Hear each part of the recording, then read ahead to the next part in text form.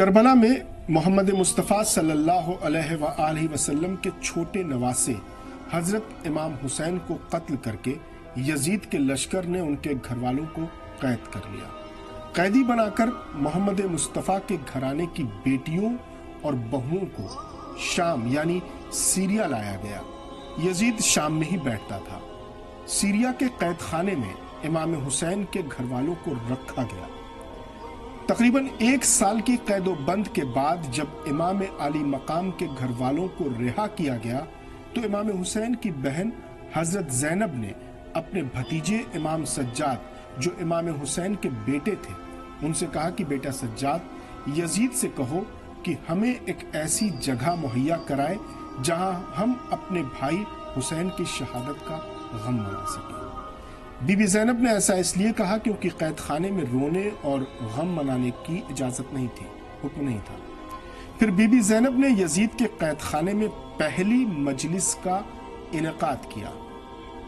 اس مجلس میں آپ نے سیریا کی عورتوں کو بھی دعوت دی۔ شام کی عورتیں آئیں تو بی بی زینب نے اس مجلس کو خطاب کیا۔ آپ خواتین کے اس مجمع میں کھڑی ہوئیں۔ اللہ کی حمد و ثنا کے بعد آپ نے بتایا کہ ہم کون ہیں، میرے نانا محمد مصطفیٰ کون تھے، میرے بھائی حسین کون تھے اور ہمارے ساتھ کربلا میں کیا ہوا۔ یہ تاریخ کی پہلی مجلس تھی۔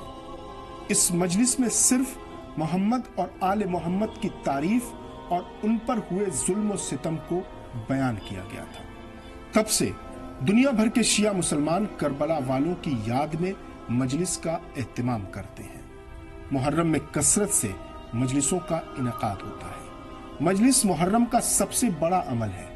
محرم مہینے کے پہلے 10 دنوں میں شیعہ حضرات اپنے کام، اپنے کاروبار، اپنا پیشہ اور اپنی نوکری چھوڑ کر اپنی روز مرہ کی زندگی سے الگ ہٹ کر صبح سے شام تک مجلسوں کا انعقاد کرتے ہیں، مجلسوں میں شرکت کرتے ہیں، مجلسوں کا اہتمام کرتے ہیں۔ اور محرم کے ان 10 دنوں کو جو پہلا عشرہ ہے اسے ایام عذابی کہا جاتا ہے۔ مجلس کا معمول یہ ہے کہ کسی ایک شخص یا کسی ایک انجمن کی جانب سے مجلس کی جگہ اور وقت کا اعلان ہوتا ہے۔ اس اعلان کے مطابق امام حسین کے چاہنے والے اس جگہ پر اور وقت پر جمع ہو جاتے ہیں۔ مجلس میں سب سے پہلے مرثیہ خوانی ہوتی ہے۔ مرثیہ اردو شاعری کی ایک صنف ہے جس میں کربلا کے کربناک واقعے کو شاعری کی شکل میں بیان کیا جاتا ہے۔ مرثیہ خوانی شروع ہوتے ہی لوگ باادب مجلس کے فرش پر بیٹھ جاتے ہیں اور مرثیہ سن کر آہوزاری کرتے ہیں، روتے ہیں۔ مرثیے کے بعد کوئی عالم یا ذاکر منبر پر بیٹھتے ہیں۔ یہ عالم ذکر خدا اور ذکر اہل بیت کرتے ہیں۔ مجلسوں میں ہونے والی تقریروں کا عنوان ایمان و ہدایت، توحید و رسالت اور اہل بیت کی سیرتوں کے ارد گرد ہی رہتا ہے۔ مجلس کے آخر میں اہل بیت پر گزرے ظلم و ستم بیان کیے جاتے ہیں جسے سن کر لوگ زار زار روتے ہیں۔ اس دوران کچھ لوگوں کی آواز روتے روتے بلند ہو جاتی ہے۔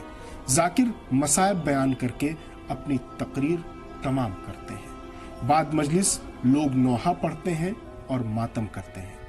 اگر یہ کہا جائے کہ مسلک جعفریہ کی سب سے بڑی یونیورسٹی مجلس ہے تو غلط نہ ہوگا۔ تیمور لنگ کے زمانے میں ایران اور عراق میں ہونے والی مجلسیں افغانستان اور ہندوستان میں بھی ہونے لگی۔